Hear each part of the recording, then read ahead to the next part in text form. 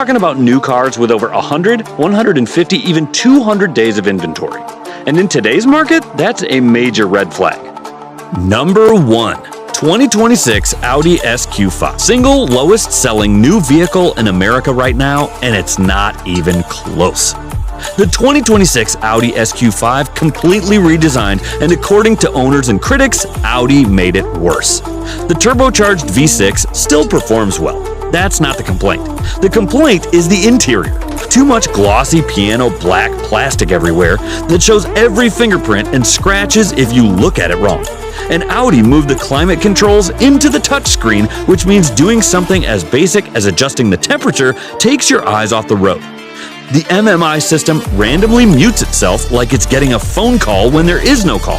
Navigation shows directions on screen but stops announcing them out loud. Harsh gear changes in dynamic mode. These are things that should not happen on a $76,000 vehicle.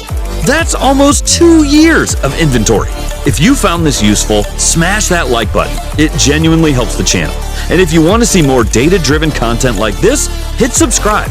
Number 2. 2026 Ford Mustang Mach E. The Mach E story is rough, and the numbers tell the tale. Ford EV sales dropped off a cliff in Q1 2026, with Mach E deliveries down over 60% compared to the same period last year. That is a collapse, not a dip. So what happened? A few things hit at once. First, the Mach E lost its $7,500 federal tax credit eligibility. Second, depreciation on these things is brutal. We're talking around 60% of its original value lost over 5 years. One of the worst in the EV segment. Buyers are figuring out they can get a pre-owned Mach E with a few thousand miles in the low $20,000. Why would you buy new for over 40 grand? Third, there are active recalls involving headlight failures and ongoing concerns about Blue Cruise software and a rollaway bug. The Mach E is sitting at 548 days of market day supply. That's nearly a year and a half of inventory. There are over 4,100 units waiting for buyers. Average selling price is $49,500. Number 3. 2026 Jeep Wrangler 2-door. And it's specifically the 2-door version, which tells you a lot about where buyer preferences have gone.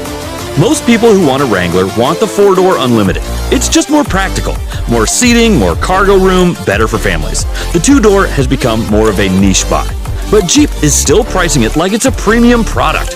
A Willys trim 2-door is over $51,000. That's a tough sell.